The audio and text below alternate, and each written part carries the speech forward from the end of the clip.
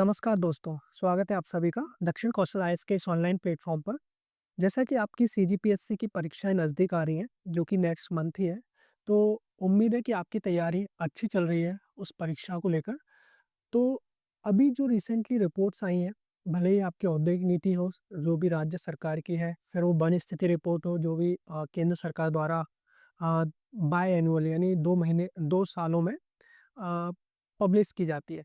तो उसके रिगार्डिंग हम जो भी एमसीक्यूज़ हैं, वो हम देखते जाएँगे इस लेक्चर में और जो भी डेटाज़ हैं, वो भी हम कवर करेंगे, ओके?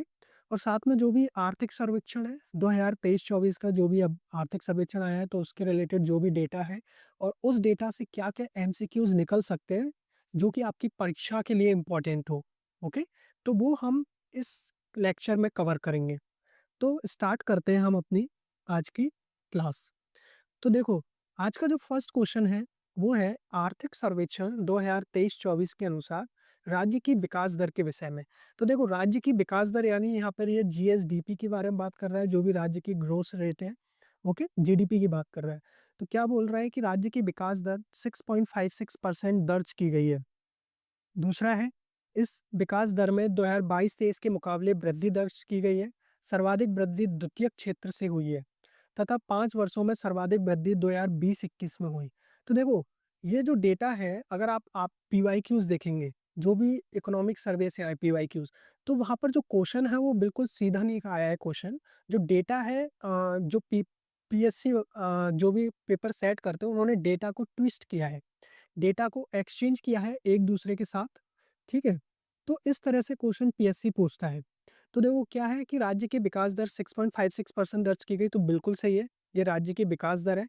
इस विकास दर में 2022-23 के मुकाबले वृद्धि दर्ज की गई है? नहीं, 2022-23 यानी जो पिछले वर्ष के मुकाबले, तो वृद्धि दर्ज नहीं की गई है, लो हुआ है यानी कम हुआ है। सर्वाधिक वृद्धि द्वितीय क्षेत्र में हुई है, बिल्कुल। देखो, छत्तीसगढ़ जो हमारा राज्य है, उसमें जो सर्वाधिक वृद्धि जो हमेशा दर्ज की गई है अभी तक, वो औद्योगिक क्षेत्र में की गई है, क्योंकि आपको पता है छत्तीसगढ़ में कोल माइनिंग्स, जो भी माइनिंग्स वगैरह है, वो एक मेन पार्ट है यहाँ की इनकम का, ओके? तो सर्वाधिक जो वृद्धि दर्ज होगी, वो आपकी द्वितीयक सेक्टर में होगी, मेनली उद्योग में। फिर पिछले 5 वर्षों में सर्वाधिक वृद्धि 2020-21 में हुई? बिल्कुल नहीं। 2020-21 जो ये जो टाइम था, ये कोरोना का टाइम था, तो इसमें सर्वाधिक वृद्धि कैसे हो सकती है? तो इसमें जो वृद्धि दर्ज की गई थी, वो ऋणात्मक वृद्धि दर्ज की गई थी, ओके? ऋणात्मक वृद्धि। तो इसका जो सही आंसर होगा, ये भी नहीं होगा, तो इसका सही आंसर होगा ए, फर्स्ट एंड थर्ड। तो हम देख लेते हैं इसके रिगार्डिंग। देखो, ये आप जो डेटा है वो देखें आप। देखो, जीडीपी जो स्थिर भाव है, जीडीपी देखो 2 होती है, एक स्थिर भाव पर, एक प्रचलित भाव पर। तो मेन जो जीडीपी काउंट की जाती है, वो स्थिर भाव पर की जाती है, जिसका बेस ईयर है, ये आधार वर्ष है 2011-12। तो ये भी आपसे एग्जाम में पूछा जा सकता है। तो जीडीपी का आधार वर्ष क्या है? 2011-12। भले ही वो केंद्र सरकार, केंद्र की जीडीपी की बात करें, भारत की जीडीपी की या राज्य की जीडीपी की, बेस ईयर यही रहेगा। अब देखो, ये लास्ट 5 साल के जीडीपी का डेटा है। तो देखो, 2018-19 में जो जीडीपी रही थी आपकी 1.10%, 10%। फिर जब बात कर रहा है 2020-21, ये सबसे कम जीडीपी, जिसमें माइनस में जीडीपी गई है। उसके बाद ये रिसेंट की जीडीपी है 6.56%। अब इसकी बात होती है प्रीवियस जीडीपी से, प्रीवियस ईयर से, तो ये लो हुआ है, ये डेटा लो हुआ है। तो जो लास्ट ईयर से पहले पिछले वर्ष की जो जीडीपी 222-23 वर्ष की वित्तीय वर्ष की रही है 7.67%। तो आप बोल सकते हो कि पिछले 3 वर्षों में जीडीपी लगातार गिरी है, पिछले 3 वर्षों से, पिछले 3 वित्तीय वर्ष से, ओके? नेक्स्ट क्वेश्चन, और साथ में हम और भी देख लेते हैं। देखो, अब देखो 3 क्षेत्र हैं, कृषि, उद्योग और सेवा, जो कि प्राथमिक, द्वितीयक और तृतीयक क्षेत्र में आते हैं। अब इनकी जो अनुमानित है, अनुमानित जिसे एस्टिमेटेड बोल सकते हो आप, एस्टिमेटेड जो भी डेटा आया इकोनॉमिक सर्वे का, उसमें भी सबसे ज़्यादा वृद्धि उद्योग में बताई गई है। और विगत 12 वर्षों में, अगर आप विगत 12 वर्षों की बात करो औसत वृद्धि की, तो सर्वाधिक वृद्धि औद्योगिक सेक्टर में हुई है। उसके बाद सेवा, सर्विस सेक्टर आता है, देन थर्ड नंबर पे आपका कृषि क्षेत्र, प्राथमिक क्षेत्र आता है। अब देखो, और क्वेश्चन इससे इस तरह से बन सकते हैं, ये बहुत इंपॉर्टेंट टेबल है डेटा के हिसाब से। सर्वाधिक वृद्धि, अगर कृषि की बात की जाए, सर्वाधिक वृद्धि कृषि में 2018-19 में दर्ज की गई थी, जो कि 13.49% थी। वहीं अगर ऋणात्मक वृद्धि की बात करूं, 2017-18 में दर्ज की गई, माइनस में 10.90%, ठीक है? क्योंकि उत्पादन में कमी आई थी। ये भी पूछ सकता है कि रीजन क्या है उसका, रीजन है प्रोडक्शन में कमी आई थी उस टाइम। फिर उद्योग सेक्टर में अगर सर्वाधिक वृद्धि की बात की जाए 2021-22 में हुई थी 16.32% की। फिर न्यूनतम वृद्धि 2019-20 में 2.27% की, क्योंकि कोरोना लॉकडाउन था, ये उसका रीजन है। देन सेवा क्षेत्र की बात की जाए 2019-20 में 11.13%। देन ऋणात्मक वृद्धि हुई थी 2021 में -4.64% की, जो कि कोरोना लॉकडाउन था। ठीक है, तो अगर आप देखो सर्वाधिक वृद्धि कृषि में 18-19 देन 17, तो आप 18-17 याद कर सकते हो। 18 में सर्वाधिक, 17 में न्यूनतम। वहीं सर्वाधिक वृद्धि अगर उद्योग की बात करो तो 21 में हुई थी। न्यूनतम वृद्धि आपको पता है कोरोना लॉकडाउन के कारण नहीं हो पाया, उद्योग बंद हो गए थे, तो न्यूनतम वृद्धि कोरोना टाइम आपको पता है 1920 का रहा था। वहीं सर्वाधिक वृद्धि 1920, जब कोरोना लॉकडाउन में उद्योगों में कमी आई तो लोग कहाँ मूव किए, सेवा क्षेत्र में। तो सर्वाधिक वृद्धि कहाँ हो गई, सेवा क्षेत्र में 11.13 की। वहीं ऋणात्मक वृद्धि 2020 में ऋणात्मक वृद्धि हुई 1 साल बाद। ओके, तो इस तरह से आप याद कर सकते हैं। साथ में देखो ये प्रति व्यक्ति आय का डेटा है 23-24। अब प्रति व्यक्ति आय अगर आपको पता है कैसे निकाली जाती है, इसे आप पर कैपिटा इनकम भी बोल सकते हो। ठीक है, जो कि राज्य की जो भी जीडीपी है उसमें पॉपुलेशन है राज्य की, उसमें डिवाइड करके, ठीक है, उन दोनों का जो डिवीजन होता है वो प्रति व्यक्ति आय होती है। अब मेन जो प्रति व्यक्ति आय प्रचलित भाव पर देखी जाती है, तो राज्य की जो अभी जो प्रति व्यक्ति आय 1,47,361 है, जो कि पिछले वर्ष के मुकाबले 7.31% की वृद्धि हुई है। वहीं अगर केंद्र की भारत की बात की जाए, ओवरऑल 1,84,000 ये प्रति व्यक्ति आय है, ये भारत की है। ये किसकी है, इंडिया की है। और इसमें कुछ वृद्धि की अगर बात की जाए तो 8.6% की वृद्धि हुई है। ओके, साथ में अब यहाँ पर जीडीपी हमने इंडिया की देख लिया है। अब साथ में अगर जीडीपी हम इंडिया की बात करें, जीडीपी कितनी है इंडिया की, 7.32% के आसपास ये इंडिया की जीडीपी है।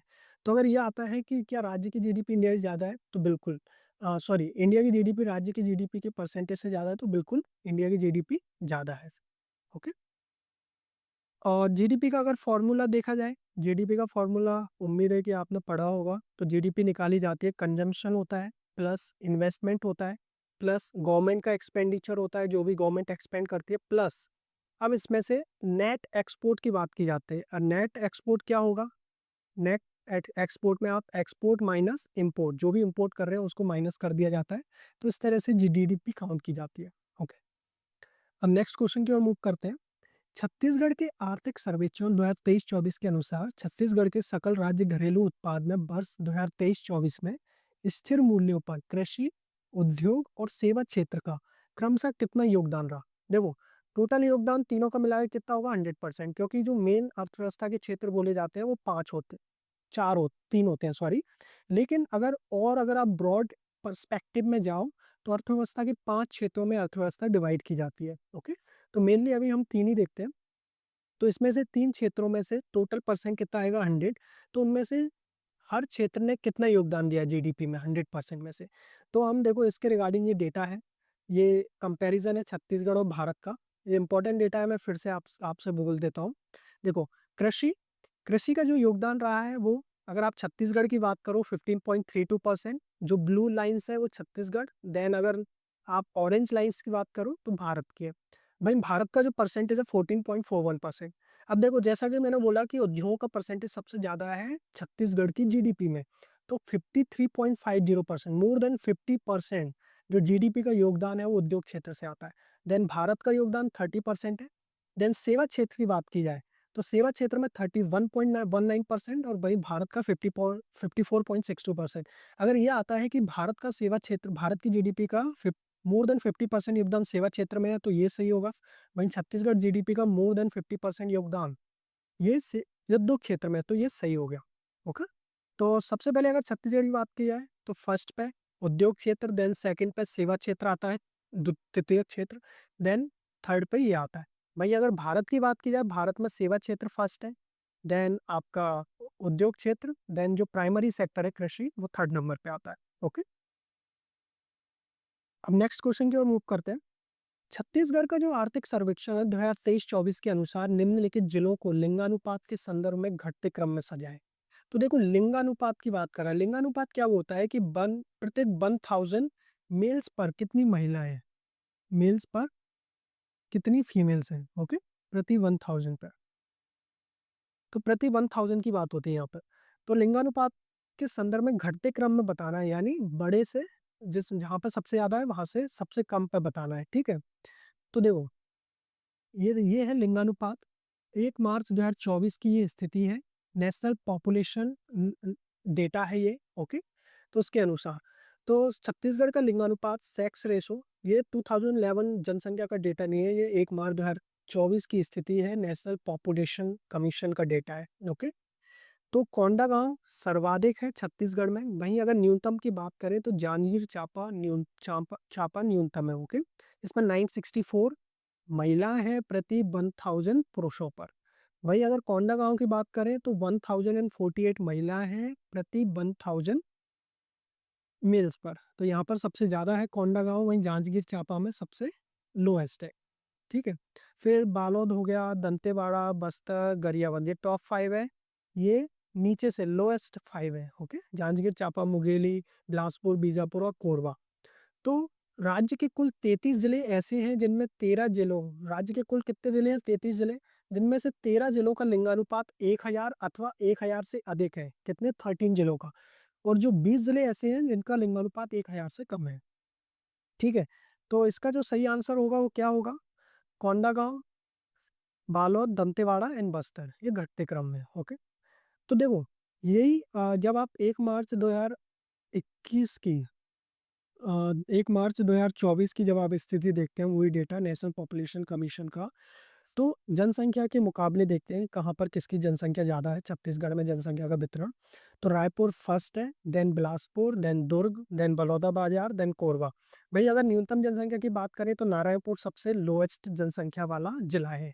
फिर सुकमा आता है, फिर बीजापुर, फिर मोहल्ला अम्बा चौकी, देन कोरिया, मोहल्ला मानपुर अम्बा चौकी, ओके, देन कोरिया। तो ये सबसे लोएस्ट है। और डेटा देखते हैं हम। अब जिलावार अनुसूचित जाति लिंगानुपात, देखो ये जो लिंगानुपात है वो एक ऐसा सब्जेक्ट है जो कि कई बार एग्जाम्स में पूछा गया है, ठीक है। तो इसलिए अनुसूचित जाति का लिंगानुपात देखते हैं हम।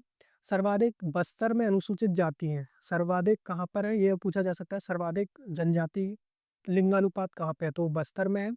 न्यूनतम अगर लिंगानुपात की बात करो तो सुकमा में है, किसका, अनुसूचित जाति का। तो राज्य के 33 जिलों में 16 जिलों का लिंगानुपात 1000 अथवा 1000 से अधिक है, जिसमें अनुसूचित जाति का है। तो अनुसूचित जाति में बस्तर और न्यूनतम सुकमा। भाई अगर अनुसूचित जनजाति की बात करें तो सबसे ज्यादा दंतेवाड़ा में है अनुसूचित जनजाति। वहीं अगर न्यूनतम बात करें तो जांजगीर चांपा, और न्यूनतम जांजगीर चांपा में, लिंगानुपात में भी न्यूनतम है जांजगीर चांपा, ठीक है। और अनुसूचित जनजाति में भी न्यूनतम है। तो ये डेटा रहा, ओके। अब बात करते हैं कि छत्तीसगढ़ आर्थिक सर्वेक्षण 2023-24 के अनुसार सर्वाधिक कार्यशील जनसंख्या वाला जिला है। सर्वाधिक कार्यशील, जहां पर लोग सबसे ज्यादा कार्यशील हैं, काम में लगे हुए हैं, तो कौन सा है, तो इसका आंसर है शक्ति, ओके। ये जिला सर्वाधिक कार्यशील जनसंख्या वाला जिला है। तो स्थिति देख लेते हैं। शक्ति में सबसे ज्यादा कार्यशील जनसंख्या है 61.01%। वहीं अगर बात करें सबसे कम कार्यशील जनसंख्या वाला जो जिला है वो रायपुर है। रायपुर में अराउंड 40.76% जनसंख्या कार्यशील है, ओके, काम में लगी हुई है। फिर दुर्ग आता है, फिर मनेन्द्रगढ़, चिरमिरी, भरतपुर, देन मोहल्ला मानपुर अम्बा चौकी, ओके। ये सर्वाधिक में है। साथ में अगर पुरुष और महिला की बात की जाए, पुरुष में सबसे ज्यादा कार्यशील जनसंख्या का प्रतिशत सेम शक्ति में है, वहीं न्यूनतम नारायणपुर में है। महिला कार्यशील जनसंख्या का प्रतिशत कोंडागांव में है, और न्यूनतम कहाँ पे है? दुर्ग। और कोंडागांव में और कहाँ का प्रतिशत सर्वाधिक था? लिंगानुपात, लिंगानुपात सर्वाधिक है। तो आप इससे याद कर सकते हो, जहाँ पर लिंगानुपात सर्वाधिक है वहीं पर महिला सबसे ज्यादा कार्यशील है, ठीक है, सबसे ज्यादा कार्यशील है महिला, ओके। और नारायणपुर में न्यूनतम है। नेक्स्ट क्वेश्चन देखते हैं। आकांक्ष जिला के तहत राज्य के किस जिले के विकासखंड की रैंकिंग सर्वाधिक है? देखो आकांक्षी जिला क्या है, जो केंद्र सरकार है उसने जो पिछड़े जिले थे, जो भारत के सबसे पिछड़े जिले थे, उनमें विकास की भागीदारी बढ़ाने के लिए और उन्हें विकास से जोड़ने के लिए आकांक्षी जिला कार्यक्रम बनाया गया, जिसमें उनको एक अलग तरीके से जो भी योजना है, जो भी फंड है, वो वितरित किया जाएगा। ठीक है। तो राज्य के किस जिले की विकासखंड की रैंकिंग सर्वाधिक है? ओके। तो इसमें हम देखते हैं, देखो, छत्तीसगढ़ के सबसे पहले तो 10 आकांक्षी जिले हैं। कितने आकांक्षी जिले हैं? 10 आकांक्षी जिले हैं। अ, बीजापुर है, नारायणपुर है, सुकमा है, दंतेवाड़ा, बस्तर, कोंडागांव, कांकेर, राजनांदगांव, महासमुंद और कोरबा। ये 10 जिले हैं जो कि आकांक्षी जिले में शामिल हैं। अब इसमें से किस विकासखंड की रैंकिंग सर्वाधिक है, तो हम देख लेते हैं। देखो, अगर ओवरऑल बात करें आकांक्षी विकासखंड रैंकिंग की, एस्पिरेशनल ब्लॉक रैंकिंग, तो इसमें कर्नाटक राज्य की सबसे ज़्यादा है, जिसका रायचूर जिला है, और विकासखंड मस्की है। देन मध्य प्रदेश आता है सेकंड नंबर पर, देन थर्ड पर महाराष्ट्र आता है। ओके। तो मध्य प्रदेश का देखा जाए तो धार जिला, जिसका तिरला विकासखंड, और महाराष्ट्र की बात की जाए तो गढ़चिरौली, जिसका विकासखंड अहेरी। तो आप ये याद कर सकते हो, ये भले ही याद ना रखो आप, लेकिन एक बार देख लेना। लेकिन ये देख लेना कि विकासखंड रैंकिंग में सबसे राज्य कौन सा है? कर्नाटक, मध्य प्रदेश, देन महाराष्ट्र। अब छत्तीसगढ़ राज्य है। छत्तीसगढ़ राज्य का देखो सबसे हाईएस्ट रैंकिंग जो वाला जिला है वो 21 रैंकिंग है। और नारायणपुर जिला का ओरछा विकासखंड सबसे हाईएस्ट है। तो इसका अगर आंसर होगा सर किसकी रैंकिंग सर्वाधिक है, तो नारायणपुर की। ओके। तो 21।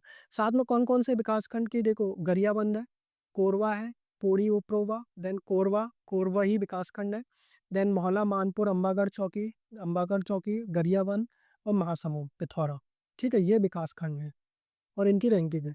तो इतना याद करने की जरूरत नहीं है, ये देख सकते हैं सबसे हाईएस्ट रैंकिंग नारायणपुर के ओरछा विकासखंड की है। अब निम्न में सही है, और इसमें से आपको सही ढूंढना है। देखो, प्रदेश में कुल 40.11 लाख कृषक परिवार हैं। इनमें से लगभग 75% सीमांत किसान है। अब आप बताइए कि सीमांत किसान किनको कहते हैं? मैं बता देता हूँ, देखो, हेक्टेयर के मुकाबले कि उनके पास कितने हेक्टेयर तक की जमीन होती है, तो आप बताइए। अब फसल क्षेत्र का, जो फसल है, कृषि क्षेत्र का जीएसडीपी में योगदान कितना है? 7.64% कितना है? फसल क्षेत्र में सर्वाधिक वृद्धि 21-22 में दर्ज की गई। क्या ये सही है? अभी हमने देखा था, आप बताइए। भूमि उपयोग में फसल का सर्वाधिक क्षेत्रफल नारायणपुर तथा न्यूनतम कहाँ पे है? राजनांदगांव में। और उपयुक्त में से कोई नहीं। तो देखो, भूमि उपयोग का फसल का सर्वाधिक क्षेत्रफल अगर आप देखें हेक्टेयर में, हेक्टेयर में जहाँ पर हेक्टेयर वाइज सर्वाधिक क्षेत्रफल जो भूमि का है वो कृषि कार्य में लगा हुआ है, तो राजनांदगांव, तो ये गलत है वैसे तो, क्योंकि ये उल्टा है। राजनांदगांव सर्वाधिक है, ठीक है, और नारायणपुर न्यूनतम है। जो नारायणपुर है वो न्यूनतम क्षेत्रफल है। ओके। नारायणपुर न्यूनतम है। भाई, अगर फसल क्षेत्र में सर्वाधिक वृद्धि की बात की जाए, 21-22 में दर्ज की गई? बिल्कुल नहीं की गई। फसल क्षेत्र का जीएसडीपी में योगदान 7.64% है। और देखो, ये फर्स्ट, तो ये सारे गलत है। अभी हम देखते हैं। देखो, किसानों की संख्या 40.11, ये 10 कर लीजिए आप। ठीक है। तो कुल किसान छत्तीसगढ़ में 40.10 लाख किसान हैं, जिसमें से सीमांत किसान 24.34 लाख और लघु किसान 8.80 लाख। टोटल अगर लघु और सीमांत किसान की बात करें, टोटल 82% किसान है। और अगर दीर्घ किसान की बात करें, 6.97% दीर्घ किसान है। ठीक है। अब इसमें देखते हैं कि इनके पास कितना जमीन है। सीमांत किसान, जिनको हम मार्जिनल फार्मर भी बोलते हैं, ठीक है, मार्जिनल फार्मर के पास जो जमीन रहती है 1 हेक्टेयर से भी कम जमीन रहती है। वहीं छोटे किसान, जिन्हें स्मॉल फार्मर्स भी बोलते हैं, जिनके पास 1 से 2 हेक्टेयर की जमीन होती है। भाई, अर्ध मध्यम, सेमी मीडियम किसान बोल सकते हो, अर्ध सीमांत बोल सकते हैं, इनके पास 2 से 4 हेक्टेयर की जमीन होती है। वहीं मध्यम मीडियम फार्मर्स, जिनके पास 4 से 10 हेक्टेयर की जमीन होती है। और बड़े किसान, जिन्हें दीर्घ फार्मर बोलते हैं, ठीक है, जिनके पास 10 हेक्टेयर या फिर उससे अधिक की जमीन होती है। तो आप ये देख लीजिए एक बार, हो सकता है ये आपको आ जाए, क्वेश्चन में आ सकता है, ऑप्शन में, या फिर जोड़ी मिलान में आ सकता है। ठीक है। तो आप ये देख लीजिए एक बार। तो ये देखते हैं। देखो, छत्तीसगढ़ का जो योगदान है जीडीपी में 8.64% है 2013 2023-24 में। और ये पिछले साल से कम है। पिछले साल का कितना है था? 8.95%। और पिछले साल से कम है। तो ये भी पूछा जा सकता है क्या जीडीपी का योगदान पिछले साल से कम है कृषि का? तो जो वृद्धि हुई है 2.15% की हुई है, जो कि पिछले वर्ष से भी कम है। और जो योगदान है वो पिछले वर्ष से भी कम है। तो इतना याद रखना। ओके। तो ये भी गलत हो जाता है। और तो ये हमने देख लिया है। ओके। अब नेक्स्ट क्वेश्चन की ओर मूव करते हैं हम। तो उपरोक्त में से वो हमने देख लिया, उपरोक्त में से कोई नहीं है इसका सही है। ओके, अब है 7, क्षेत्रफल के आधार पर सर्वाधिक क्षेत्र में उगाई जाने वाली खाद्यान्न फसल है। देखो क्षेत्रफल के आधार पर कि कितने हेक्टेयर में सबसे ज़्यादा क्षेत्रफल पे फसल कौन सी उगाई जाती है छत्तीसगढ़ में, छत्तीसगढ़ राज्य में। तो खाद्यान्न फसल है, खाने वाली फसल है, मक्का, गेहूँ, कोदो, कुटकी, ज्वार। तो देख लीजिए आप। देखो क्षेत्रफल के आधार पर बात हो रही है, तो क्षेत्रफल के आधार पर सबसे ज़्यादा उगाई जाने वाली फसल है, आपको भी पता होगा कि धान। इसमें छत्तीसगढ़ सबसे ज़्यादा है धान। ओके, तो धान सबसे ज़्यादा है, फिर गेहूँ है, फिर मक्का है, कोदो कुटकी, छोटे अनाज, ज्वार और जौ। तो ये बढ़ते क्रम घटते क्रम में है, तो सबसे ज़्यादा धान उगाया जाता है, धान के बाद गेहूँ, मक्का, कोदो कुटकी, छोटे अनाज, ज्वार। उसके बाद अगर उत्पादन के बारे में बात करें, ये क्षेत्रफल के आधार पर हो गई। उत्पादन के आधार पर कि उत्पादन किनका ज़्यादा है, तो धान का, देन मक्का, गेहूँ, कोदो कुटकी, मोटे अनाज, जौ और ज्वार। तो ये उत्पादन के आधार पर है। तो आप इन्हें कुछ याद करके रख सकते हैं, क्योंकि ऐसा क्वेश्चन पूछे जा सकते हैं। और इससे पहले भी क्वेश्चन ये पूछे गए हैं। ओके, इस तरह से कि किसका उत्पादन सबसे ज़्यादा रहा है। और अगर पिछले वर्ष की तुलना में बात करें उत्पादन के आधार पर, तो धान का उत्पादन पिछले वर्ष की तुलना में बढ़ा है। ओके, नेक्स्ट क्वेश्चन की ओर मूव करते हैं। अब देखो दलहन फसल, निम्न में से किस दलहन फसल के उत्पादन में 2020-21 की तुलना में 2021-22 में वृद्धि हुई है। तो दलहन फसल उड़द है, मूंग मोट है, तुअर है, कुल्थी है। तो आप बताइए किसके उत्पादन में पिछले वर्ष की तुलना में वृद्धि हुई है। तो देखो अगर क्षेत्रफल एवं उत्पादन के आधार पर बात करें, क्षेत्रफल और उत्पादन के आधार पर यहाँ पर दोनों में एक ही है। जो पिछला हमने देखा था तो उसमें क्षेत्रफल के आधार पर धान और उत्पादन के आधार पर भी ध्यान है, लेकिन उसके बाद गेहूँ मक्का है, यहाँ पर मक्का गेहूँ उल्टा हो गया है। ओके, कोदो कुटकी अनाज, छोटे अनाज तक, फिर ज्वार जो यहाँ पे। तो देखो आप ऐसे कर सकते हो, यहाँ पे दो वो हो गए इंटरचेंज, और लास्ट में भी दो इंटरचेंज हो गए, और बीच में ये दोनों से है। तो यहाँ देखते हैं क्षेत्रफल एवं उत्पादन के आधार पर अगर बात की जाए, सबसे ज्यादा चना होता है, फिर लाख तिवड़ा, फिर उड़द, तुअर, कुल्थी और मूंग मोट। तो मूंग मोट कम होता है। और सबसे ज्यादा अगर दलहन फसलों की बात की जाए, सबसे ज्यादा यहाँ पर क्या होता है, चना होता है। चना के बाद लाख। अब इसकी बात की जाए कि पिछले वर्ष की तुलना में 2021-22 में किस में वृद्धि हुई है। तो देखो पिछले वर्ष की तुलना में बात की जाए, तो देखो चना वृद्धि हुई है, चना के उत्पादन में, लाख तिवड़ा के उत्पादन में और तुअर के उत्पादन में। तो इन तीन फसलों के उत्पादन में वृद्धि हुई है, बाकी इन फसलों के उड़द, कुल्थी और मूंग मोट के उत्पादन में कमी आई है। ओके, इनके उत्पादन में कमी आई है। तो इसमें सही आंसर किसका होगा, इसमें सही आंसर होगा उड़द के उत्पादन में कमी कमी आई है, मूंग मोट का उत्पादन कमी आई है। तो इसका सही आंसर होगा तुअर, तुअर के उत्पादन में वृद्धि हुई है। तो आप एक बार देख सकते हैं ये डेटा। ओके, अब नेक्स्ट क्वेश्चन की ओर मूव करते हैं। निम्नलिखित फसलों को उनके उत्पादन के आधार पर अब घटते क्रम में सजाना है, उत्पादन के आधार पर।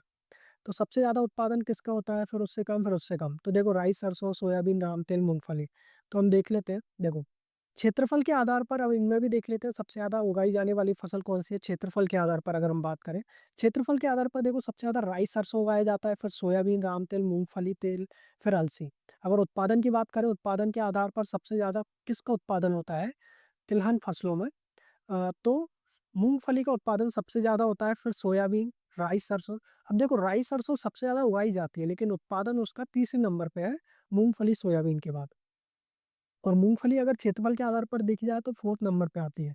राई, सरसों, सोयाबीन, राम तिल के बाद मूंगफली का उत्पादन हो क्षेत्रफल होता है। ठीक है, तो सबसे ज्यादा मूंगफली और राई, सरसों सबसे ज्यादा क्षेत्रफल के आधार पर। तो उनके उत्पादन के आधार पर घटते क्रम में बताना है, तो आप देख सकते हो। देखो सबसे पहले मूंगफली है, देन सोयाबीन, देन राई, देन सरसों तिल, फिर राम तिल और देन अलसी। ये उत्पादन के आधार पर है। ओके, और ये क्षेत्रफल के आधार पर राई है। अब देखो पिछले वर्ष की तुलना में इनका उत्पादन देखा जाए, किन किन का उत्पादन ज्यादा हुआ है तिलहन फसलों में, तो मूंगफली का उत्पादन बढ़ा है, राई सरसों का उत्पादन बढ़ा है, तिल का उत्पादन बढ़ा है और अलसी का उत्पादन बढ़ा है। तो ये भी क्वेश्चन आ सकता है, ये क्वेश्चन पूछा जा सकता है। ओके, तो पिछले वर्ष की तुलना में किन का उत्पादन बढ़ा है, तो ये आप देख लेना एक बार। अब देखो फसलों का रकबा, रकबा क्या होता है फसलों का, कि भाई कितने क्षेत्रफल में उगाई जा रही है और उनका उत्पादन। तो देखो ये आप एक बार देख सकते हो, ये पूरा कंसोलिडेट है, जो कि ये क्वेश्चन है इनका कंसोलिडेशन है यहाँ पर। तो प्रमुख फसलों के उत्पादन है, अगर 1000 हेक्टेयर की बात की जाए तो सबसे ज्यादा धान होता है, ये आपको सबको पता है। देन चना, लाख, तिवड़ा, गेहूं और मक्का। सर्वाधिक अंतर्गत क्षेत्र अगर अनाज की बात करें तो धान है, दलहन में चना है और तिलहन में सबसे ज़्यादा राई सरसों है। ये क्षेत्रफल के आधार पर है। अगर उत्पादन की बात करें तो अनाज में धान का उत्पादन है, दलहन में चने का उत्पादन है और तिलहन में मूँगफली का उत्पादन सबसे ज़्यादा होता है। ओके? कृषि फसलों का शुद्ध बोया गया क्षेत्र प्रदेश का भौगोलिक क्षेत्रफल क्या है? 1,40,000 140.90 लाख हेक्टेयर है। इसमें शुद्ध बोया गया क्षेत्रफल है 46.30 लाख और एक बार से अधिक यानी एक बार से अधिक की बात है यहाँ पर द्विफसली होती है। एक साल में यहाँ पर द्विफसल होती है, ठीक है? द्विफसल होती है तो एक बार से अधिक बोया गया क्षेत्रफल है 10.73 लाख हेक्टेयर। तो कुल बोया गया क्षेत्रफल है 57.03 लाख हेक्टेयर। तो ये आप याद कर लेना कि कुल बोया गया क्षेत्रफल कितना है एटलीस्ट 57.03 लाख हेक्टेयर। ओके, और जिलेवार शुद्ध बोया गया क्षेत्रफल 28 जिलों के आधार पर, क्योंकि ये डेटा क्या है 21-22 का है, उस टाइम 28 जिले थे। तो सर्वाधिक हमने देखा था राजनांदगांव में सर्वाधिक बोया गया क्षेत्रफल है और सबसे ज़्यादा कृषि भी हेक्टेयर के वाइज यहाँ ही होती है, न्यूनतम नारायणपुर में। ठीक है, और एक से अधिक बार अगर द्विफसली बोया गया क्षेत्रफल की बात आए तो उसमें सर्वाधिक राजनांदगांव है और सबसे कम बीजापुर जिला है। ओके, फिर बुआई के समय के आधार की बात करें तो खरीफ फसल में सर्वाधिक क्षेत्रफल किसका है? धान धान बोई जाती है खरीफ के टाइम पे और सर्वाधिक उत्पादन भी धानों का होता है खरीफ में। वहीं रबी की बात करें तो चना बोया जाता है रबी फसल के टाइम पे और सर्वाधिक उत्पादन भी चने का है। ओके, अब आता है नेक्स्ट क्वेश्चन कि राज्य में किस फसल का औसत उत्पादन किलोग्राम प्रति हेक्टेयर अधिक है? तो देखो, प्रति हेक्टेयर उत्पादन यानी एक हेक्टेयर में सबसे ज्यादा फसल देने वाली राज्य में कौन सी फसल है? तो सबसे ज्यादा उत्पादन प्रति हेक्टेयर होगा गन्ना का। ओके, तो देखो गन्ना का एक रीजन है। आप अगर आप में से किसी को बताया पता है तो बिल्कुल आप कमेंट में बताइए। ओके, अगर आप इकोलॉजी पढ़ा होगा आपने तो इकोलॉजी में एक साइकिल पढ़ी होगी आपने, C3 C4 cycle, C3 and C4 cycle, Calvin cycle जिसको बोला जाता है। ठीक है, तो ये उससे कार्बन से रिलेटेड रीजन है। ओके, गन्ने का। अब नेक्स्ट क्वेश्चन की ओर बात करते हैं। नेक्स्ट है, निम्नलिखित में से कौन से जिले पूर्ण जैविक जिलों में शामिल हैं? देखो, जैविक जिले ऑर्गेनिक फार्मिंग होती है यहाँ पर। ठीक है, यहाँ पर ऑर्गेनिक फार्मिंग चालू की गई है, जो कि आजकल आप देखते होंगे ये वर्ड बहुत रहता है एग्रीकल्चर फील्ड में, ऑर्गेनिक फार्मिंग। तो पूर्ण जैविक जिलों में कौन कौन से जिले शामिल हैं? तो देखो, पूर्ण जैविक जिले में जो शामिल जिले हैं वो बीजापुर है, नारायणपुर, सुकमा, दंतेवाड़ा और गरियाबंद। ये पूर्ण जिले हैं जो कि शामिल हैं। ठीक है, बीजापुर, नारायणपुर, सुकमा, गरियाबंद और दंतेवाड़ा, ये पूर्ण जैविक जिले हैं। अब देखो, वर्ष 2014 में राज्य पोषित जैविक खेती मिशन स्टार्ट हुआ। 2014 में पहले राज्य ने स्टार्ट किया, फिर 2016 से केंद्र प्रवर्तित परंपरागत कृषि विकास योजना संचालित हुई। शेष अन्य जिलों में 22 जिले जो हैं उनमें एक एक विकास खंड को पूर्ण जैविक जिले बनाने हेतु कार्यक्रम संचालित किया जा रहा है। वर्ष 2022-23 में जैविक खेती मिशन में अगर छत्तीसगढ़ का आप डेटा देखें तो 15,000 एकड़ में, जैविक खेती मिशन में 15,000 एकड़ में परंपरागत कृषि के अंतर्गत है, 31,500 हेक्टेयर बृहद क्षेत्र प्रमाणीकरण योजना के अंतर्गत और पाँच, देखो सॉरी डेटा गल तो देखो, जैविक खेती मिशन के अंतर्गत 15,000 एकड़ भूमि है, परंपरागत कृषि के अंतर्गत 31,000 31,500 हेक्टेयर भूमि है और बृहद क्षेत्र प्रमाणीकरण योजना के अंतर्गत 5,279 हेक्टेयर भूमि है। तो आप एक बार देख सकते हो, नजर डाल सकते हो इस डेटा पर। अब प्रदेश में कुल कितनी आदर्श मंडियां हैं? ठीक है, अब आदर्श मंडियां, तो एक बार ये डेटा भी देख लीजिए आप। तो देखो, आदर्श मंडी, 5 आदर्श मंडियां हैं प्रदेश में। कौन कौन सी है? धमतरी, कवर्धा, कुरूद, मुंगेली और राजनांदगांव, ये 5 आदर्श मंडियां। अब 5 आदर्श मंडियां हैं, साथ में ये भी पूछा जा सकता है तो कृषि उपज मंडियां कितनी है? 69 है और उप मंडियां कितनी है? 121 है। ओके, तो ये डेटा है। अब राष्ट्रीय कृषि कर्मण पुरस्कार के अंतर्गत राज्यों को कितनी राशि प्रदान की जाती है? तो देखो, आंसर इसका 5 करोड़ होगा। 5 करोड़ राशि राज्यों को प्रदान की जाती है। अब छत्तीसगढ़ को कितनी बार मिला है? तो देखो, धान उत्पादन हेतु, दलहन उत्पादन हेतु, खाद्यान्न उत्पादन हेतु। सबसे पहले कि किन किन के लिए मिला है, तो धान के लिए सबसे ज्यादा बार मिला है 2010, 11, 12, 13, 13, 14 और लास्ट टाइम 2016-17 में मिला था। और इसके बाद 2017-18 के बाद अभी तक किसी को भी कर्मण पुरस्कार नहीं मिला है। ओके, तो उस टाइम खाद्यान्न उत्पादन में 2016-17 में मिला था, जो कि इसकी श्रेणी आप बोल सकते हो श्रेणी 2 के अंतर्गत दूसरा स्थान था वहाँ पर छत्तीसगढ़ का। ओके, दूसरा स्थान, फर्स्ट स्थान महाराष्ट्र का था उस टाइम पे, शायद महाराष्ट्र का ही था। ओके, तो इस तरह से ये श्रेणी के अंतर्गत मिलता है। 3 श्रेणी होती है, श्रेणी 1, श्रेणी 2, श्रेणी 3, जिसमें उत्पादन के आधार पर कृषि कर्म पुरस्कार दिया जाता है, ठीक है? ये जो कृषि कर्म पुरस्कार स्टार्ट किया गया था, ये मेनली स्टार्ट किया गया था खाद्य सुरक्षा से रिलेटेड, ठीक है? खाद्य सुरक्षा से रिलेटेड, जिसमें राज्यों को पुरस्कार मिलते हैं कि वो कितना खाद्य उत्पादन करते हैं, कितना ट्रिलियन खाद्य उत्पादन किया है उन्होंने, ठीक है? जितना सबसे ज़्यादा किया होगा, एक श्रेणी होती है इसमें, ठीक है? और अगर 1 ट्रिलियन होता है तो 1 ट्रिलियन होता है, उसके हिसाब से अ, इसमें पुरस्कार प्रोवाइड किए जाते हैं, कितना खाद्य का उत्पादन किया, जिसने सबसे ज़्यादा किया होगा, उसको प्रथम पुरस्कार मिल जाता है। तो ये हो गया। अब नेक्स्ट देखते हैं, और इसको जो पुरस्कार प्रदान करता है, कृषि मंत्रालय के द्वारा संचालित होता है, ओके? अब आता है सब्जी बीज प्रबुरण क्षेत्र, वेजिटेबल सीड मल्टीप्लिकेशन स्थित है। देखो, सबसे पहले तो ये देख लेते हैं वेजिटेबल सीड मल्टीप्लिकेशन। तो देखो, मल्टीप्लिकेशन का मतलब आप समझ रहे होंगे कि मल्टीप्लाई हो रहा है यहाँ पे बीज। अब इसका मतलब होता है कि एक बीज, अगर आप खेतों में कोई बीज उगाते हो, ठीक है, कोई सीड आप उगाते हो, तो उस सीड से कितने और सीड बन सकते हैं, वो सीड कितने नए बीज को उत्पन्न कर सकता है। तो इसके लिए रिसर्च भी होती है और प्रयोगशाला भी बनाई जाती है। तो प्रगुणन क्षेत्र यानी फील्ड कितने कहाँ-कहाँ पर है? तो देखो, 2 हैं छत्तीसगढ़ राज्य में, एक बाना रायपुर में है, दूसरा राजपुर दुर्ग में। तो आप ये ध्यान रखना, ये आ सकता है क्वेश्चन, तो इसका आंसर होगा रायपुर में। तो बाना रायपुर में है और राजपुर दुर्ग में है। तो 2 बीज सगुणन प्रगुणन प्रक्षेत्र है, ओके? कि एक बीज से कितने और बीज तैयार किए जा सकते हैं, यानी मल्टीप्लाई किए जा सकते हैं, ओके? अब देखते हैं, रकबे के आधार पर सर्वाधिक उगाई जाने वाली उद्यानिकी की फसल है। रकबे के आधार पर यानी क्षेत्रफल के आधार पर। सबसे ज़्यादा क्षेत्रफल किस फसल का है? सबसे ज़्यादा क्षेत्रफल में कौन-सी फसल उगाई जाती है हमारे राज्य में? तो देखो, उद्यानिकी फसलों का अगर रकबा के आधार पर अगर हम क्रम की बात करें, तो सबसे ज़्यादा सब्जी, देन फल, मसाला, फिर पुष्प, औषधि एवं सुगंधित फल। उद्यानिकी बात करते हैं आप, जिसे आप हॉर्टिकल्चर भी बोल सकते हो, ठीक है? हॉर्टिकल्चर।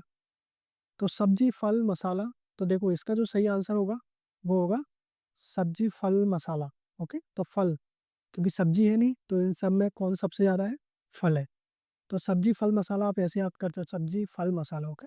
देन ओनली अगर उद्यानिक फसलों को उत्पादन के आधार पर क्रम की बात करें, तो उत्पादन के आधार पर सबसे ज़्यादा वही सब्जी, फल, मसाला, पुष्प, सुगंध, औषधि एवं देखो, पुष्प, ठीक है? पुष्प, सुगंधित औषधि एवं सुगंधित फसल, तो दोनों का एक ही है, ओके? दोनों का एक ही है। भले ही आप रकबे क्षेत्रफल के आधार पर या उत्पादन के आधार पर। और फल सब्जी मंडी आप देख लीजिए, 6 फल सब्जी मंडियाँ हैं। आदर्श मंडियाँ कितनी थी? 5 हमने देखा था। फिर फल सब्जी मंडी कितनी है? 6 रायपुर में है, बिलासपुर में है, दुर्ग में है, रायगढ़ में है, राजनांदगांव में और पंखाजूर में। ये 6 फल सब्जी मंडियाँ हैं। उसके बाद अब देखो, ये सिंचाई है, इरिगेशन है। इरिगेशन से बहुत क्वेश्चन आए हैं। प्रीवियस ईयर क्वेश्चन देखेंगे आप, तो प्रीवियस ईयर में इरिगेशन सिंचाई से रिलेटेड क्वेश्चन पूछे गए, भले वो व्यापम में हो या फिर आपके पीएससी में हो, सीजीपीएससी में। तो प्रदेश की कुल सिंचाई क्षमता कितनी है? ओके, तो देखो, इससे रिलेटेड हम कुछ डेटा देख लेते हैं पहले। छत्तीसगढ़ का भौगोलिक क्षेत्रफल सबको पता होगा, 137.90 लाख हेक्टेयर है।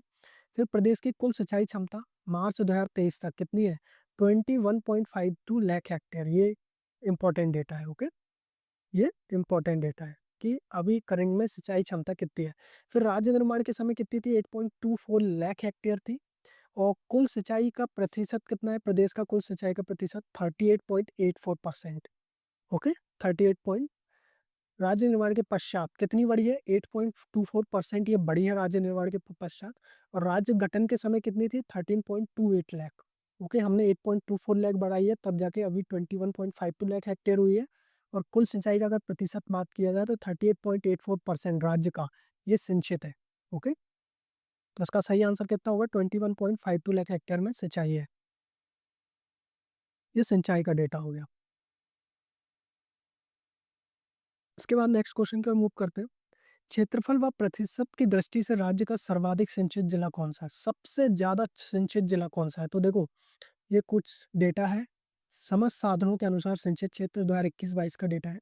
शुद्ध सिंचित क्षेत्र, ठीक है, शुद्ध सिंचित क्षेत्र है 16.043 लाख हेक्टेयर, ओके? कुल सिंचित क्षेत्र है 21,436 लाख हेक्टेयर। ऊपर नीचे हो सकता है, वहां पर 2152 था, 2146, ओके, ये कुल सिंचित क्षेत्र है। बाकी आप याद रखना कि 2152 कुल सिंचित क्षेत्र है। ओके, अब सर्वाधिक उपयुक्त सिंचाई संसाधन कौन सा है? सबसे ज्यादा उपयोग किए जाने वाला सिंचाई संसाधन, तो नहरें एवं जलाशय सर्वाधिक उपयुक्त सिंचाई संसाधन है। और जिलेवार सिंचित क्षेत्र अगर देखें हम प्रसिद्ध प्रतिशत के हिसाब से और क्षेत्रफल के हिसाब से, तो देखो जांजगीर चांपा जो है प्रतिशत और क्षेत्रफल दोनों के हिसाब से सर्वाधिक सिंचित क्षेत्रफल है, सर्वाधिक सिंचित जिला है। वहीं अगर न्यूनतम बात करें, न्यूनतम क्षेत्रफल की दृष्टि से नारायणपुर है, और अगर प्रतिशत में न्यूनतम बात करें तो दंतेवाड़ा है। ओके, तो सर्वाधिक में तो सेम है। भाई अगर न्यूनतम और बात करें क्षेत्रफल में नारायणपुर है, और परसेंटेज में दंतेवाड़ा है सिंचित क्षेत्र, सिंचित जिला। तो सर्वाधिक सिंचित जिला कौन सा है? जांजगीर चांपा। ओके, फिर देखते हैं प्रदेश में सर्वाधिक उपयोग किए जाने वाला सिंचाई संसाधन। हमने अभी देखा क्या है सर्वाधिक उपयोग किया जाने वाला, तो डेटा देख लेते हैं। सिंचित क्षेत्र हेक्टेयर में देखो 2021-22 में नहर सबसे ज़्यादा 56.05% सिंचित क्षेत्र नहर के द्वारा, फिर तालाब 1.53, नलकूप और सहित अन्य संसाधन है 41.67%। तो सबसे ज़्यादा अगर सिंचाई की जाती है तो नहर से की जाती है। ओके, नहर के द्वारा। लेकिन अगर इसमें नहर नहीं है तो किससे की जाएगी? कुएं, तालाब, नलकूप, तो सही आंसर होगा नलकूप। तो देखो ऐसे क्वेश्चन पूछे जा सकते हैं। अगर आपने याद किया कि भाई सबसे ज़्यादा सिंचित तो नहर से की जाती है, अब नहर ऑप्शन में नहीं दिया है, तो नहर के बाद कौन सा है? अगर आपको पता है नहर के बाद कौन सा नलकूप है, तो आप यहाँ पर आंसर लगा सकते हैं नलकूप। देन नलकूप के बाद सबसे ज़्यादा किससे की जाती है? देन तालाब आता है, और फिर कुएं आते हैं। ओके, तो इनसे सिंचाई की जाती है। नेक्स्ट क्वेश्चन देखते हैं। प्रधानमंत्री कृषि सिंचाई योजना में, अब देखो प्रधानमंत्री जो कृषि सिंचाई योजना है उसमें प्रदेश से सम्मिलित 3 परियोजनाएं हैं। इसमें केलो बृहद सिंचाई परियोजना है, खारंग है, देन मनियारी है। ओके, जो कि command area development and water management इसको देखता है, जो कि इरिगेशन के लिए नई नई तकनीक लाता है वहाँ के लोगों के साथ मिलकर, यानी जन भागीदारी के साथ ये लोग काम करते हैं। अब देखते हैं नेक्स्ट क्वेश्चन, पशुधन के बारे में है, ये एनिमल्स के बारे में। ओके, लाइफ स्टॉक सेंसस आपने पढ़ा होगा, लाइफ स्टॉक सेंसस से आपने बहुत सारे क्वेश्चन भी देखे होंगे। तो पशुधन क्षेत्र की जीएसडीपी में सर्वाधिक भागीदारी प्रतिशतता किस वर्ष दर्ज की गई, यानी कौन से वर्ष में सर्वाधिक प्रतिशतता दर्ज की गई थी? तो हम कुछ देख लेते हैं। देखो सर्वाधिक वृद्धि जो हुई थी पशुधन की 2018-19 में हुई थी, वो कितनी थी? 21.62%। वहीं अगर न्यूनतम वृद्धि की बात करें 2021 में हुई 0.15%। ओके, न्यूनतम। तो देखो मैं आपको ये बोलूंगा कि जितना भी वृद्धि हुई जिस क्षेत्र में, तो अभी कुछ कुछ क्षेत्र है कृषि से रिलेटेड, मेनली मेनली आप एग्रीकल्चर से रिलेटेड जितने भी क्षेत्र है ना, उनका न्यूनतम और अधिकतम देख लेना। क्योंकि जब आप पीवाईक्यूज, मैंने पीवाईक्यूज एनालिसिस किए हैं, और अगर आपने भी किए होंगे, अगर इकोनॉमिक सर्वे से मैक्सिमम जो क्वेश्चन का रेशो है वो एग्रीकल्चर से ही आया है। ओके, एग्रीकल्चर से ही आया है आपका क्रॉप से।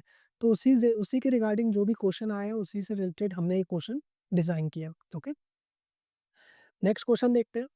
ये देखो कुछ और देख लेते हैं जीएसडीपी में कितनी भागीदारी है। तो पशुधन क्षेत्र का जीएसडीपी में भागीदारी का विवरण 2011-12 स्थिर भाव पर। तो देखो 2022-23 में वृद्धि हुई 4.23% की, और योगदान 1.62%। तो बिल्कुल कुछ ज़्यादा बड़ा नहीं है, वृद्धि तो हुई है लेकिन योगदान वही की वही है। ठीक है, देखो इससे एक क्वेश्चन बनाया जा सकता है कि पिछले वर्ष की तुलना में वृद्धि ज़्यादा हुई है तथा योगदान बराबर है। तो या तो वो पूछ सकता है कि योगदान बराबर है पिछले के मुकाबले, और वृद्धि हुई है और वृद्धि नहीं हुई है। तो इस तरह से क्वेश्चन बनाया जा सकता है। तो याद रखना कि वृद्धि हुई है लेकिन जो योगदान है जीडीपी में वो सेम है, जीडीपी में योगदान नहीं बढ़ा है। ओके, अब नेक्स्ट क्वेश्चन देखते हैं। अब देखो पशुधन का प्रकार है। अब इनकी आप एक बार सेंसस देख लो, जनगणना। ओके, लाइफ स्टॉक की, उसका डेटा देख लो आप एक नज़र। तो देखो अगर आप गोवंशीय गाय, भैंस, बकरे, बकरियां और सूकर, जो भी सुअर होते हैं उनकी बात करें, तो कुल 1.59 करोड़ है इनकी जनसंख्या। ओके, और अगर आप कुक्कुट या बतख देखें, पक्षियों की बात करें, तो 1.87 करोड़ बोल सकते हैं, या 1,87,000 बोल सकते हैं। ओके, तो सबसे ज़्यादा जो है बतख है। उसके बाद अगर पशु की बात करें तो 1.59 करोड़ ये टोटल है। ओके, टोटल मिला के। बाकी अगर अगर आप इंडिविजुअल देखें तो गोवंशीय 99.84 लाख, भैंस है 11.75 लाख, देन बकरे बकरियाँ 40.05, देन सुकर 5.27। ये 20वीं पशु संगणना है, 2019 का डेटा है। ओके, उसके बाद हुई नहीं है। नेक्स्ट क्वेश्चन देखते हैं, प्रदेश में उपलब्ध कुल जल क्षेत्र का कितना प्रतिशत मत्स्य पालन के अंतर्गत विकसित है? तो देखो फिशरीज ये भी एक इम्पोर्टेंट चैप्टर है। मेनली छत्तीसगढ़ की अगर दृष्टि से देखा जाए, यहाँ की अर्थव्यवस्था का एक महत्वपूर्ण, अर्थव्यवस्था से ज़्यादा अ, आय का भी साधन है और एक खाद्य का स्रोत है। ठीक है, खाद्य का भी स्रोत है, कंजम्पशन बहुत ज़्यादा है, ओके, मछली का भी। तो प्रदेश में कुल क्षेत्र का कितना प्रतिशत मत्स्य पालन के अंतर्गत आता है? कुल जल क्षेत्र का, जितना भी जल क्षेत्र प्रदेश में, उसका कितना प्रतिशत मत्स्य पालन के अंतर्गत आता है? तो इसका सही आंसर होगा 97.24% क्षेत्र मत्स्य पालन के अंतर्गत आता है। तो देखते हैं, प्रदेश में उपलब्ध कुल जल क्षेत्र कितना है? 2.027 लाख हेक्टेयर है, जो कि मत्स्य पालन के अंतर्गत आने वाला क्षेत्र है 1.97 लाख हेक्टेयर। ओके, आप यही याद कर सकते हो डेटा, 97.24% ये मत्स्य पालन के अंतर्गत आता है। फिर देख सकते हो मत्स्य बीज उत्पादन में देश देश में कौन सा स्थान है? राज्य का 5th स्थान है। वहीं अगर मत्स्य उत्पादन की बात करें तो 6 नंबर पे आता है। ओके, तो इतना डेटा आप याद कर सकते हो कि बीज उत्पादन में 5th नंबर पे है और मत्स्य उत्पादन में 6 नंबर पे है। नेक्स्ट क्वेश्चन देखते हैं, निम्नलिखित में से सही है? तो वित्तीय वर्ष 2022-23 में छत्तीसगढ़ में अभी खनिजों, ये मिनरल्स है। देखो इसमें जितने भी जो अर्थव्यवस्था, जो आर्थिक सर्वेक्षण है आपका, उसमें जितने भी चैप्टर हैं, उस चैप्टर से मेन जो चैप्टर हैं जो कि इम्पोर्टेंट है आपके क्वेश्चन की दृष्टि से, आपकी परीक्षा की दृष्टि से, तो उन क्वेश्चन के हिसाब से हमने ये डिज़ाइन किया गया है। ओके, तो छत्तीसगढ़ में खनिजों से प्राप्त राजस्व आय वित्तीय वर्ष 2021-22 से अधिक है। दूसरा है, वित्तीय वर्ष 2022-23 में छत्तीसगढ़ में उत्पादित खनिजों का मूल्य देश में 2021-22 की तुलना में अधिक है। छत्तीसगढ़ के कुल राजस्व आय का लगभग 27% जो राजस्व है, कुल राजस्व आय का लगभग 27% राजस्व खनिजों के दोहन से खनिज राजस्व के रूप में प्राप्त होता है। और कुल राजस्व आय में गौण खनिज का हिस्सा 97% और मुख्य खनिज का हिस्सा 3% है। तो देखो, ये 4th नंबर तो ये तो गलत हो गया, क्योंकि ये उल्टा उल्टा दिया गया है। गौण खनिज का जो हिस्सा है वो कितना है? 3%। और वहीं अगर मुख्य खनिज की बात की जाए, मुख्य खनिज का हिस्सा है 97%। ओके, गौण खनिज, मुख्य खनिज, मैं समझता हूँ कि आपको पता होगा कि क्या है। ठीक है, तो इसका जो सही आंसर होगा 1 एंड 3rd होगा। तो बिल्कुल वित्तीय वर्ष 2022-23 में छत्तीसगढ़ में खनिजों से प्राप्त राजस्व आय 21-22 की तुलना में अधिक है। ठीक है, जो पिछले वर्ष की जो तुलना है, उससे पहले जो आया था 21-22 का जो डेटा, उससे ज़्यादा राजस्व आय हमें 2022-23 में मिला है लेटेस्ट में। लेकिन कुल राजस्व आय का लगभग 27% राजस्व खनिजों के दोहन से खन तो बिल्कुल होता है। अब देखो, हम इसमें देखते हैं, खनन तथा उत्खनन क्षेत्र का जीएसडीपी में भागीदारी का वितरण, स्थिर भाव 2011-12 जो कि बेस ईयर है। तो 2018, अब देखो इससे भी बहुत सारे क्वेश्चन बनाए जा सकते हैं। मैंने बनाए नहीं, डेटा को आपके सामने रख दिया, तो आप एक बार देख लीजिए। जैसे कि वृद्धि की बात की जाए खनिज में, उत्खनन में सबसे कम वृद्धि 2019-20 में हुई, जो कि आपका कोविड का टाइम था। हमने अभी देखा था कोविड में माइनस में गया था, क्योंकि उद्योग बंद हो गए थे। और यही वो टाइम था जहाँ पर किसका वो योगदान बढ़ा था? सेवा क्षेत्र का योगदान, सेवा में सबसे ज़्यादा वृद्धि हुई। ओके, और अगर भागीदारी की बात की है, भागीदारी सबसे ज़्यादा 2018-19 में हुई 11.38%। तो अगर 2 साल का हम डेटा देखें, पिछले वर्ष का डेटा, तो पिछले वर्ष की तुलना में भागीदारी कम हुई है, वृद्धि कम हुई है। और लेकिन भागीदारी परसेंट, भागीदारी जीडीपी में बढ़ी है, यानी राजस्व आय तो बढ़ी है हमारी, राजस्व आय पिछले वर्ष की तुलना में बढ़ी है। तो क्या बोल रहा है, पिछले वित्तीय वर्ष 2022-23 में छत्तीसगढ़ में खनिजों से प्राप्त राजस्व आय कितनी है? और 2021-22 में 12 लाख यानी 12 करोड़ के आसपास, और यहाँ 12 करोड़ 9,41,000 के आसपास। ओके, वहीं वित्तीय वर्ष 2022-23 में अप्रैल 2022 से जनवरी 2023 में छत्तीसगढ़ में उत्पादित खनिजों का मूल्य देश के कुल खनिज का मूल्य का 15.07% रहा। वहीं वित्तीय वर्ष 2021-22 में छत्तीसगढ़ में उत्पादित खनिजों का मूल्य देश के कुल खनिज मूल्य का 17.31%। ठीक है, तो खनिजों का मूल्य भी बढ़ा है। तो अगर बात आती है पिछले वर्ष से, वृद्धि बढ़ी है और भागीदारी भी बढ़ी है। वृद्धि कम हुई है, ठीक है, पिछले वर्ष की तुलना में खनिज के उत्पादन में वृद्धि ये कम हुई है, लेकिन भागीदारी बढ़ी है। जीडीपी में भागीदारी बढ़ी है, क्योंकि राजस्व ज़्यादा प्राप्त हुआ है, तो जीडीपी में ओवर मतलब भागीदारी तो बढ़ेगी। तो ये आप ये देख लेना, ये वाला डेटा कि माइनस में था और सबसे ज़्यादा 11.38% 2018-19 में हुआ। ओके, यहाँ पर सबसे ज़्यादा और ये सबसे कम।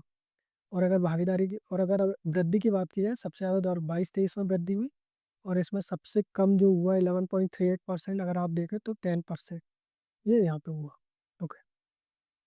तो ये डेटा आप देख सकते हैं। अब है राष्ट्रीय खनिज उत्पादन मूल्य में किस राज्य की भागीदारी सर्वाधिक है? तो आप बोल सकते हो राष्ट्रीय खनिज उत्पादन मूल्य में कौन-सा राज्य है जो कि सबसे ज़्यादा उत्पादन करता है, जिसकी भागीदारी क्योंकि उत्पादन वही करेगा, तो सबसे फर्स्ट पे है ओडिशा। तो हम कुछ डेटा देख लेते हैं, बहुत इंपॉर्टेंट डेटा है। ये लेटेस्ट डेटा है, ठीक है? लेटेस्ट डेटा ये। तो state share of states in mineral production, तो सबसे पहले ये 44.11 उड़ीसा का है, उसके बाद छत्तीसगढ़ आता है, देन 14.10% महाराष्ट्र, 13.24%। देखो ये डेटा जो है ना वो एक्सचेंज हो गया है, ठीक है? यहाँ पर अगर हम देखें तो हिस्सेदारी के अनुसार खनिज उत्पादन का क्रम देखें तो उड़ीसा आता है, देन छत्तीसगढ़ 7.34%, राजस्थान 14.10, कर्नाटक 13.24, राजस्थान, झारखंड फोर्थ। तो अगर तीन बात करें तो फर्स्ट पे उड़ीसा है, सेकंड पे छत्तीसगढ़ है, थर्ड पे राजस्थान है। ओके, तो यहाँ पर फर्स्ट पे कौन है? उड़ीसा, छत्तीसगढ़, राजस्थान।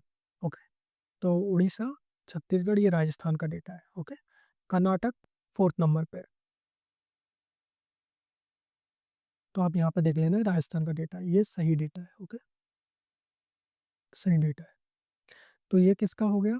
मैं एक बार बता देता हूँ आपको, ये उड़ीसा हो गया, ये आपका छत्तीसगढ़ हो गया, ये आपका राजस्थान का डेटा हो गया, ये आपका कर्नाटक का डेटा हो गया, ठीक है?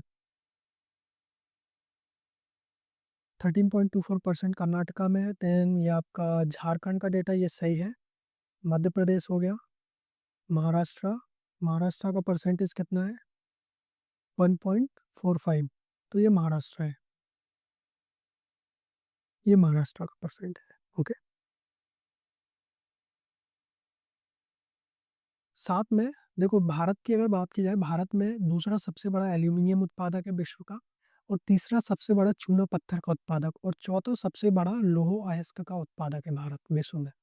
दूसरा एल्यूमिनियम में दूसरे नंबर पे है, चूने में तीसरे नंबर पे है हम विश्व में, और चौथे नंबर पर लौह अयस्क पे है।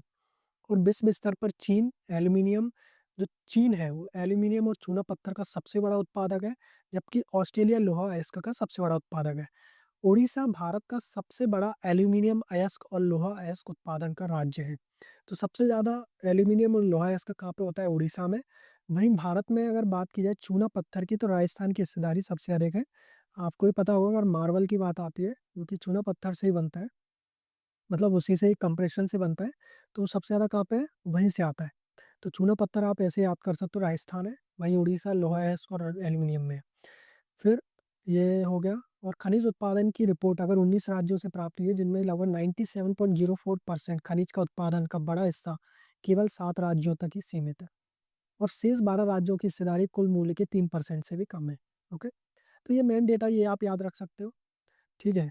साथ में इंडिया के बारे में ये याद रख सकते हो, और ये, ठीक है? तो ये दो डेटा है। अब निम्नलिखित में सही है, पिछले 5 वर्षों में खनन तथा उत्खनन क्षेत्र का जीएसडीपी में भागीदारी 10% या उससे अधिक रही है पिछले 5 वर्षों में। वित्तीय वर्ष 2022-23 की में खनन तथा उत्खनन क्षेत्र में 2023-24 की तुलना में अधिक वृद्धि दर्ज की गई। वित्तीय वर्ष 2020-21 में ऋणात्मक वृद्धि दर्ज की गई। देखो, यहाँ पे वही डेटा मैंने आपको दिखाया था, उससे ही रिलेटेड क्वेश्चन है। तो इसका देखो सही आंसर है, तो देखो पिछले 5 वर्षों में खनन तथा उत्पादन क्षेत्र का जीडीपी में भागीदारी 10% उससे अधिक रही है, तो बिल्कुल हमने देखा था 10% उससे अधिक रही है, तो फर्स्ट सही है। देन 2022-23 में खनन तथा उत्खनन क्षेत्र में तुलना में अधिक वृद्धि दर्ज की गई 22-23 में, तो ये भी सही है, वृद्धि तो दर्ज की गई है, भागीदारी कम हुई है। फिर वित्तीय वर्ष 2020-21 में ऋणात्मक वृद्धि दर्ज की गई, तो ये नहीं है। तो देखो ऋणात्मक वृद्धि दर्ज नहीं की गई, 20-21 में दर्ज नहीं की गई। ये जो ऋणात्मक वृद्धि थी कोविड के टाइम पे 2019-20 के टाइम पे दर्ज की गई थी ऋणात्मक वृद्धि। ओके, तो तीसरा तो गलत हो गया यहाँ पर, तीसरा गलत हो गया, तो ये गया, और सही आंसर आ गया फर्स्ट एंड टू। ओके, तो ऐसे क्वेश्चन बन सकते हैं। नेक्स्ट देखते हैं, प्रमुख खनिज व राजस्व के आधार पर घटते क्रम में सजाए, कोयला, लोहा अयस्क, चूना पत्थर, बॉक्साइट, टिन अयस्क। तो इसका सही आंसर है कोयला, लोहा अयस्क, चूना पत्थर, बॉक्साइट, टिन अयस्क। ओके, खनिज व राजस्व ये छत्तीसगढ़ का है। छत्तीसगढ़ में सबसे ज़्यादा राजस्व किससे मिलता है? सबसे ज़्यादा राजस्व कोयले से मिलता है, फिर लोहा अयस्क, चूना पत्थर, देन बॉक्साइट, देन टिनस्क। तो आप याद कर सकते हो कोयला और लोहा अयस्क सबसे ज़्यादा राजस्व मिलता है। अब मुख्य राजस्व के स्थान आधार पर 2022-23 मैक्सिमम टू मिनिमम कोयला, ये हमने देख लिया। अब खनिज राजस्व श्रेणी में अग्रणी जिले कोयला सबसे ज़्यादा कहाँ पे होता है? कोरबा, लोहा अयस्क, दंतेवाड़ा, चूना पत्थर, बलौदा बाजार। तो आप ये देख सकते हो एक बार। फिर ये कोल इंडिया सहायक कंपनी वर्ष 2022-23 का डेटा है और इनकी स्थिति क्या है? सबसे फर्स्ट पे है महानदी कोलफील्ड लिमिटेड, जो कि संबलपुर उड़ीसा में है। South eastern coalfield limited Chhattisgarh, जो कि बिलासपुर में है। और छत्तीसगढ़ की एक और तो ये छत्तीसगढ़ की है, ओके एक। तो आप देख सकते हो इनकी स्थिति, ओके। तो पूछे जा सकते हो उससे रिलेटेड क्वेश्चन। फिर अब ये है इंडस्ट्रियल पॉलिसी अभी आई है। इंडस्ट्रियल पॉलिसी अभी तक इंडस्ट्रियल पॉलिसी चल रही थी, जो कि 2024 नवंबर में दी एंड हो गई, जो कि फिफ्थ चल रही थी, सिक्स पॉलिसी है। तो ये 2024-30 कब लागू की गई? तो 3 नवंबर 2024 से लागू हुई है।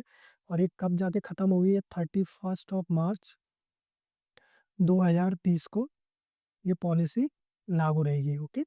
तो अभी तक कितनी पॉलिसी आ चुकी है? तो राज्य में अब तक 5 औद्योगिक नीतियाँ क्रमशः 2001-6 ये फर्स्ट थी। इसको बीच में ही रोक दिया गया था क्योंकि उस टाइम पर सरकार चेंज हो गई थी, तो उन्होंने पॉलिसी को समाप्त कर दिया 2004 में। ये 2004-9 में दूसरी, फिर 9-14 तीसरी, 2014 से 19 first, second, third, fourth, fifth और ये सिक्स्थ 2019 चालू 24, ओके।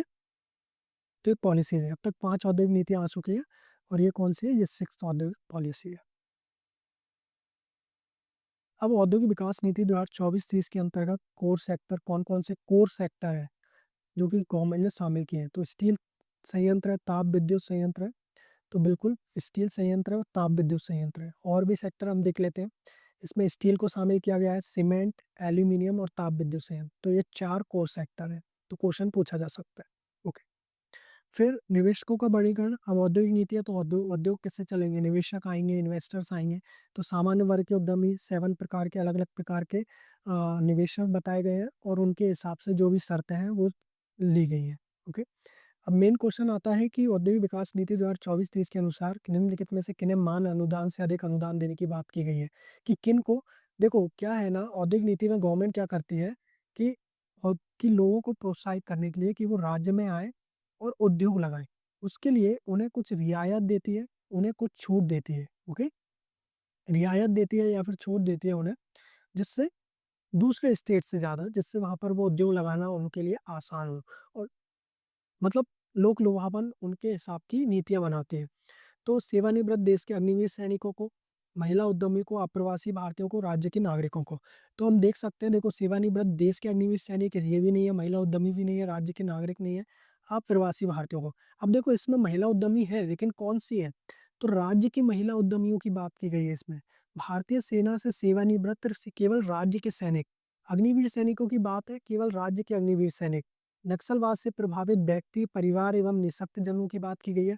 अप्रवासी भारतीयों की बात की गई है। प्रत्यक्ष विदेशी निवेशक जो कि एफडीआई यानी बाहर से जो इन्वेस्टमेंट करेंगे डायरेक्ट, ठीक है? एफडीआई लाएँगे। निर्यातक उद्यमों जो भी निर्यात करेंगे यहाँ से सामान। फिर विदेशी तकनीक के साथ परियोजनाएँ स्थापित को सामान्य सेक्टर के उद्यमों को उपलब्ध कराए जा रहे। जो भी उन्हें जो अनुदान दिया जाएगा, जो भी मान्य अनुदान है उससे 10% अधिक अनुदान इन लोगों को दिया जाएगा। तो आप याद रखिए कौन-कौन से लोगों को मान्य अनुदान से अधिक अनुदान की छूट दी गई है और जो भी अधिकतम सीमा है उससे भी 10% छूट दी गई है और 1 वर्ष से अधिक की छूट दी जाएगी। ठीक है? तो इनमें 1 वर्ष जो भी छूट दी गई है उनमें 1 साल एक्स्ट्रा दिया जाएगा। तो ये हो गया। अब है 28 औद्योगिक विकास नीति 2024-30 के अंतर्गत निवेश के आकार की दृष्टि से उद्यमों को कितनी श्रेणी में वर्गीकृत किया गया है? निवेश के आकार की दृष्टि से तो देखो 8 प्रकार की उद्यमों की श्रेणी है। इसमें सूक्ष्म है, लघु है, बृहत उद्यम है, सूक्ष्म सेवा उद्यम है, लघु सेवा, मध्यम सेवा, बृहद। तो नेक्स्ट क्वेश्चन की ओर मूव करते हैं हम। नेक्स्ट क्वेश्चन आता है कि औद्योगिक विकास नीति 2024-30 के तहत गठित मंत्रिमंडलीय उप समिति का अध्यक्ष कौन है? अब देखो 2024-30 जो औद्योगिक नीति तो बना दी, लेकिन उसकी निगरानी के लिए वो किस तरह से काम कर रहे हैं या नहीं, और जो भी जो नीति है उनमें फ्लेक्सिबिलिटी लाने के लिए एक उप समिति बनाई गई है जो भी डिसीजन ले पाए। तो उनमें उप समिति का अध्यक्ष किसे बनाया गया? तो उप समिति का जो अध्यक्ष है वो मुख्यमंत्री को बनाया गया है। अब ये समिति देख लो आप इसमें मुख्यमंत्री अध्यक्ष रहेंगे और छत्तीसगढ़ शासन वित्त विभाग, ठीक है? जो भी मंत्री रहेगा वित्त मंत्री सदस्य है, फिर विधि विभाग सदस्य है, अन्य विभाग तथा आवश्यकता पड़ने पर विशेष आमंत्रित सदस्य और सचिव, वाणिज्य एवं उद्योग विभाग का सचिव। तो इनसे मिलकर एक उप समिति बनाई गई है, उपमंडलीय समिति। ओके, तो ये सदस्य है। अब औद्योगिक विकास नीति 2024-30 में विकास खंड समूह 1 में सम्मिलित हैं। तो देखो इसमें 3 समूह बनाए गए हैं विकास खंडों के, तो समूह 1 में सम्मिलित है। तो देखो बलौदाबाजार, भाटापारा, दुर्ग, रायपुर, रायगढ़, ये विकासखंड सम्मिलित हैं। तो हम और देख लेते हैं, 10 विकासखंड सम्मिलित है विकासखंड के समूह 1 में। इसमें धरसीवा, बलौदाबाजार, भाटापारा, सिमगा, दुर्ग, पाटन, अकलतरा, कोरबा, ये 10 विकासखंड उसमें सम्मिलित है। साथ में 3 समूह है, तो 61 विकासखंड द्वितीय समूह में है और 75 विकासखंड तीसरे समूह में। लेकिन आप ये याद कर लेना, 10 विकासखंड है, तो इससे क्वेश्चन आ सकता है कौन कौन से विकासखंड उसमें सम्मिलित है। ओके, नेक्स्ट क्वेश्चन आता है कि स्थानीय अकुशल श्रमिक को नवस्थापित उद्योगों में आरक्षण दिया गया है। देखो राज्य के जो स्थानीय अकुशल श्रमिक है, अकुशल श्रमिक मतलब जिनके पास कोई स्किल नहीं है, जो कि मजदूरी करते हैं, स्किल नहीं है, स्किल लेबर नहीं है, ठीक है, जो कि स्किल लेबर नहीं है, जिनके पास कोई ऐसी स्किल नहीं है, वो अकुशल श्रमिक हो गई। उनको जो राज्य में नवस्थापित उद्योग होंगे उनमें कितना आरक्षण दिया जाएगा कि भाई इतने लोग इस राज्य के होने चाहिए उस पर्टिकुलर उद्योग में। तो उनको जो आरक्षण दिया जाएगा हम बता देते हैं। देखो, अकुशल श्रमिक 100% आरक्षण रहेगा। ये अकुशल श्रमिक, अर्धकुशल या कुशल श्रमिक जिनके पास स्किल्स हैं, ये स्किल लेबर है, तो उनको आरक्षण कितना दिया जाएगा, 70% राज्य के होने चाहिए किसी भी उद्योग में। प्रबंधकीय और प्रशासनिक अधिकारी जो कि गवर्नमेंट के ही रहेंगे, तो उसमें राज्य के अधिकारी कितने होने चाहिए, 40%। ठीक है। अब राज्य की स्वयं की विद्युत उत्पादन क्षमता, ये इलेक्ट्रिसिटी से है, तो राज्य की स्वयं की विद्युत उत्पादन क्षमता कितनी है, तो इससे रिलेटेड भी डेटा देख लो आप एक बार। राज्य निर्माण के समय हमारी जो विद्युत उत्पादन क्षमता थी 1360 मेगावाट थी। वहीं राज्य की स्वयं की विद्युत उत्पादन क्षमता अभी जो रिसेंट में देखो आप 2978, करीब 3000 के आसपास है, 2978 मेगावाट है। जिसमें तापीय क्षमता है 2840 मेगावाट, जलीय क्षमता है 138.70 मेगावाट। फिर 23 वर्षों में राज्य ने कितनी वृद्धि की है, तो 119% की वृद्धि की है। तो इसका सही आंसर क्या होगा, सही आंसर होगा 2875 मेगावाट, ये उत्पादन क्षमता है। तो ये भी एक इम्पॉर्टेंट डेटा है, एक बार आप देख लेना। कम से कम इतना तो याद कर लेना कि राज्य के समय कितनी थी और सबसे ज़्यादा तापीय क्षमता से तापीय क्षमता कितनी है, 2840। ओके, फिर जो अभी रिसेंट ISFR रिपोर्ट आई है, भारत वन स्थिति रिपोर्ट 2023, ये भी इंपॉर्टेंट रिपोर्ट है, रिसेंट रिपोर्ट है, इसलिए छत्तीसगढ़ से रिलेटेड डेटा इसमें पूछा जा सकता है। तो भारत वन स्थिति रिपोर्ट 2023 छत्तीसगढ़ का संयुक्त वन एवं वृक्षावरण कितना है, तो कितना है छत्तीसगढ़ का संयुक्त वन एवं वृक्षावरण, हम देख लेते हैं एक नज़र। तो छत्तीसगढ़ का टोटल वन एवं वृक्षावरण है 55,812 वर्ग किलोमीटर का।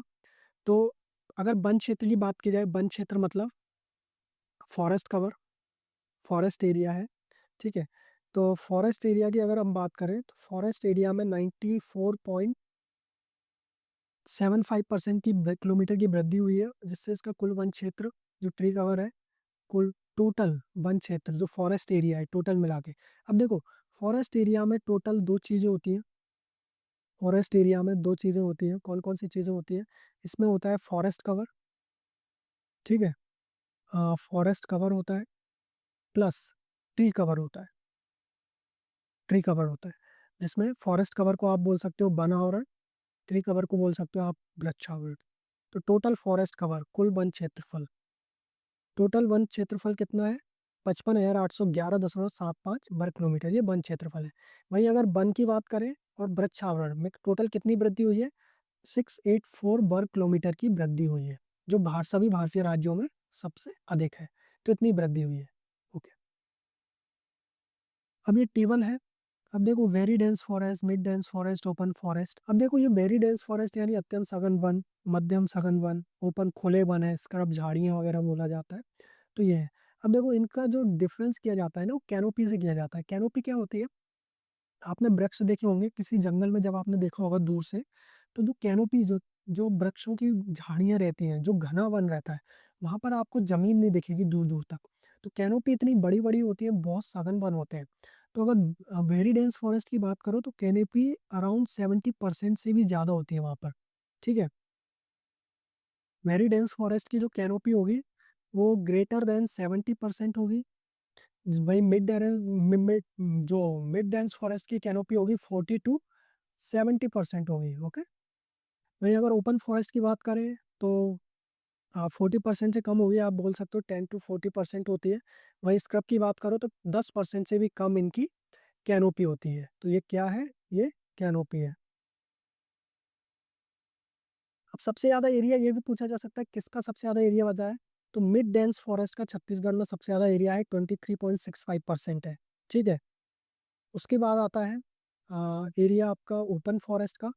तो सबसे फर्स्ट है मिड डेंस फॉरेस्ट, ये मैं यहाँ लिख देता हूँ, मिड डेंस फॉरेस्ट फर्स्ट है, second open forest, then very dense forest, और फिर स्क्रब आता है। तो ये भी पूछा जा सकता है। अब भारत की बात करते हैं। भारत में देखो फॉरेस्ट कवर है इतना एरिया 7,15,342, ये आप याद कीजिए, आप पूछा जा सकता है। परसेंटेज भारत के परसेंट का 21.76% बाई ट्री कवर है। अब इन दोनों को मिला के, फॉरेस्ट एंड ट्री कवर दोनों को मिला के 8,27,356 किलोमीटर वर्ग किलोमीटर, ओके, एरिया। देन अगर परसेंटेज की बात की जाए, भारत के क्षेत्रफल की 25.17% पर है। ओके, इसमें स्क्रब कितना है और नॉन फॉरेस्ट कितना है, ये आप देख लेना। और टोटल ज्योग्राफी 32,87,468 किलोमीटर है, ये टोटल है। ठीक है, नेक्स्ट क्वेश्चन है, राज्य में वन एवं वृक्षावरण में कुल कितनी वृद्धि दर्ज की गई है। हमने भी देखा 684 वर्ग किलोमीटर की वृद्धि दर्ज की गई है। अब वन एवं वृक्षावरण में अधिकतम वृद्धि दर्शाने वाले शीर्ष 4 राज्य, फर्स्ट तो आपको पता है छत्तीसगढ़ है, देन सेकंड उत्तर प्रदेश है, उड़ीसा, देन राजस्थान। तो छत्तीसगढ़ सबको पता है सबसे ज़्यादा वृद्धि है, लेकिन वो पूछ सकता है कि ऐसे दे सकता है अवरोही क्रम में इन्हें सजाएं। तो छत्तीसगढ़, उत्तर प्रदेश, ये आप देख लेना एक बार, छत्तीसगढ़, उत्तर प्रदेश, उड़ीसा और राजस्थान। फिर क्षेत्रफल की दृष्टि से ये हमने अभी तक वृद्धि देखी, सबसे ज़्यादा वृद्धि किस में हुई है, क्षेत्रफल की दृष्टि से। और क्षेत्रफल की दृष्टि से सबसे अधिक वन एवं वृक्षावरण वाले शीर्ष 3 राज्य, तो सबसे ज़्यादा वन एवं वृक्षावरण मध्य प्रदेश में है, फिर अरुणाचल प्रदेश, फिर महाराष्ट्र में। ओके, वहीं अगर अरुणाचल प्रदेश की बात की जाए परसेंटेज के हिसाब से, अरुणाचल प्रदेश सर्वाधिक है, मध्य प्रदेश क्षेत्रफल की दृष्टि से सर्वाधिक है। तो क्षेत्रफल की दृष्टि से सबसे अधिक वन क्षेत्र वाला राज्य है। तो क्षेत्रफल की दृष्टि से सबसे अधिक वन क्षेत्र की बात कर रहे हैं यहाँ पर हम, फॉरेस्ट एरिया की बात, किसकी बात कर रहे हैं, फॉरेस्ट एरिया की बात।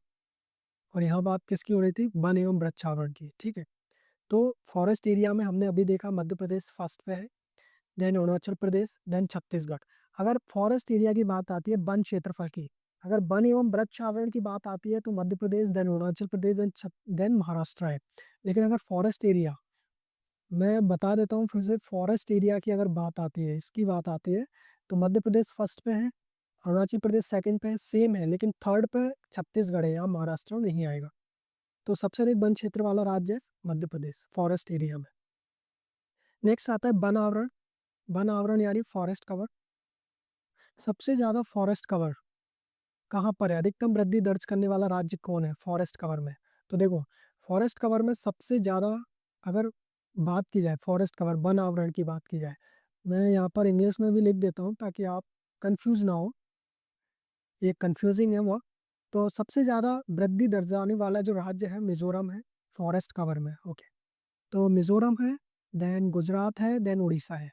ये वृद्धि है किसके हिसाब से, क्षेत्रफल के हिसाब से। लेकिन अगर आप प्रतिशत के हिसाब से देखें, सबसे ज़्यादा प्रतिशत लक्षद्वीप, मिजोरम और अंडमान निकोबार है वन आवरण में। Okay, then carbon stock. देखो कार्बन स्टॉक जो अभी बात चल रही है, अगर आपने कॉप की बात की होगी, कॉन्फ्रेंस ऑफ पार्टीज की बात सुनी होगी, या फिर मॉन्ट्रियल प्रोटोकॉल, जितने भी प्रोटोकॉल्स और जितने भी कार्बन जो जो भी पर्यावरण से रिलेटेड बात मतलब सम्मेलन हो रहे हैं, उनमें सबसे ज़्यादा मेन है कार्बन सिक्वेस्ट्रेशन, कार्बन स्टॉक, यानी कार्बन का स्टॉक किया जाए ताकि वो वातावरण में रिलीज ना हो पाए, वातावरण में मुक्त ना हो पाए। तो उस कार्बन को जहाँ से निकला है उसे वहीं पे उसको कलेक्ट कर लिया जाए। तो कलेक्शन का जो मेन काम है, अगर नेचर की बात की जाए तो वृक्षों के द्वारा किया जाता है, जंगलों के द्वारा किया जाता है।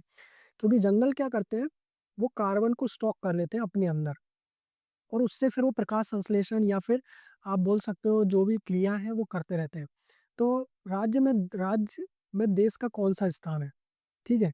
तो कुल कार्बन स्टॉक की अगर बात की जाए, भारत की, भारत का जो कुल कार्बन स्टॉक है 7285.5 मिलियन टन है। ये इंपॉर्टेंट डेटा है, मैं बता देता हूँ। इसमें वृद्धि हुई है पिछले बार की तुलना में 81.5 मिलियन टन की। और अगर आप बात करो सबसे ज़्यादा कार्बन स्टॉक कितने किसका है, मध्य प्रदेश का क्योंकि सबसे ज़्यादा क्षेत्रफल की दृष्टि से वन कहाँ पर है? मध्य प्रदेश में। तो कार्बन स्टॉक भी किसके पास होगा? मध्य प्रदेश। फिर आता है छत्तीसगढ़, फिर आता है महाराष्ट्र। अब देखो यहाँ पर सेकंड नंबर पे अगर आप वन एवं वृक्ष आवरण की बात करो तो अरुणाचल प्रदेश है। लेकिन अगर कार्बन स्टॉक की बात करूँ छत्तीसगढ़ आएगा, क्योंकि छत्तीसगढ़ का क्षेत्रफल बहुत ज़्यादा है। तो वन यहाँ पर बहुत ज़्यादा है। ओके, तो सबसे ज़्यादा मध्य प्रदेश, छत्तीसगढ़, देन महाराष्ट्र, ये कार्बन स्टॉक हो गया। फिर आता है क्षेत्रफल की दृष्टि से राज्य में सर्वाधिक वन वाला राज्य। अब ये छत्तीसगढ़ की बात हो गई, राज्य में सर्वाधिक वन कहाँ पर पाए जाते हैं? तो आप देख लो, क्षेत्रफल की दृष्टि से सर्वाधिक वन है बीजापुर जिले में, सर्वाधिक वन है कुल 83% पे। जो भी राज्य का, जो अगर आप 100% है राज्य का कुल क्षेत्रफल, तो उसके 83% पे वन है। ठीक है, वन वाला। फिर कोरिया आता है, बीजापुर, कोरिया, कांकेर, देन कोरबा। ओके, तो ये डेटा है। तो इसका सही आंसर क्या हो जाएगा? बीजापुर। बीजापुर सर्वाधिक वन वाला राज्य है। अब मैंग्रोव वन क्षेत्र देख लेते हैं। मैंग्रोव में 4,992 वर्ग किलोमीटर है। हमारे छत्तीसगढ़ में मैंग्रोव नहीं है, क्योंकि मैंग्रोव जो होते हैं वो कोस्टल लाइन पर होते हैं। कोस्टल लाइन पर होते हैं, जलीय सीमा के पास होते हैं, समुद्र के किनारों पर होते हैं। ठीक है, तो पश्चिम बंगाल, तो बिल्कुल जाहिर सी बात है, इसमें जो कोस्टल एरियाज हैं वही जो राज्य हैं वही शामिल होंगे। पश्चिम बंगाल में सबसे ज़्यादा मैंग्रोव्स हैं, देन गुजरात, देन अंडमान निकोबार। तो प्रतिशत 42.45%, ये देख सकते हैं। ये इतना इंपॉर्टेंट नहीं है, लेकिन ये ज़्यादा जरूरी है कि सबसे ज़्यादा कहाँ पर है? पश्चिम बंगाल, देन गुजरात, देन अंडमान निकोबार। अभी कुछ है कि फॉरेस्ट एरिया किन्हें कहते हैं, फॉरेस्ट कवर क्या होता है, ट्री कवर क्या होता है, तो मैंने ये आपको समझा दिया है। ठीक है, तो उम्मीद है दोस्तों कि आपको ये लेक्चर पसंद आया होगा। देखो, इसमें बहुत सारे क्वेश्चन ऐसे हैं जो कि इम्पोर्टेंट हैं। तो अगर आपको कुछ चीज़ें इसमें समझ नहीं आती है तो आप बिल्कुल कमेंट में हमें बता सकते हैं। ठीक है, तो उम्मीद है कि आपकी तैयारी अच्छी चल रही है। ये सेशन आपके लिए फ्रूटफुल रहेगा। तो इससे रिलेटेड जो भी डाउट है, क्वेरी है, वो आप कमेंट में बता सकते हैं। इस लेक्चर को अगर आपको पसंद आता है तो लाइक कीजिए, सब्सक्राइब कीजिए, और अपने दोस्तों के साथ आप शेयर कर सकते हैं, जहाँ पर भी आप शेयर करना चाहें। साथ में पैरेलल टू पैरेलल देखो, और भी सीरीज हमारे द्वारा चलाई जा रही है इसी प्लेटफॉर्म पर। इसमें जो मेन मेन सीरीज है, जैसे अभी रिसेंट जो लेक्चर डला हुआ है वो जीएस का डला हुआ है, जनरल साइंस का। बहुत इंपॉर्टेंट है, कम से कम 10 क्वेश्चन हर साल, 10 to 12 क्वेश्चन हर साल, सीजीपीएससी हो या व्यापम हो, जीएस जनरल साइंस से पूछे जाते हैं। तो उसमें टॉप 500 प्लस क्वेश्चंस आपको करवाए जा रहे हैं सुजीत सर जी के द्वारा। साथ में पॉलिटी की भी सीरीज डली हुई है, आप उन्हें एक्सेस कर सकते हैं। पंचायत पूरी तरह से करा दी गई है, जो भी पीवाईक्यूज हैं, जो भी नए एमसीक्यूज हैं, वो पंचायत में किए जा चुके हैं। ओके, इसके साथ साथ जल्दी हम आपके लिए जो भी करंट अफेयर्स है, साल भर का करंट अफेयर्स वन शॉट एक वीडियो लाने वाले हैं। जैसे अभी ये लेक्चर है जिसमें 3 से 4 आपके जो भी डेटाज हैं, इंपॉर्टेंट डेटा, वो हमने कवर किया है। ओके, तो मिलते हैं नेक्स्ट लेक्चर में एक नई वीडियो के साथ। तब तक के लिए धन्यवाद।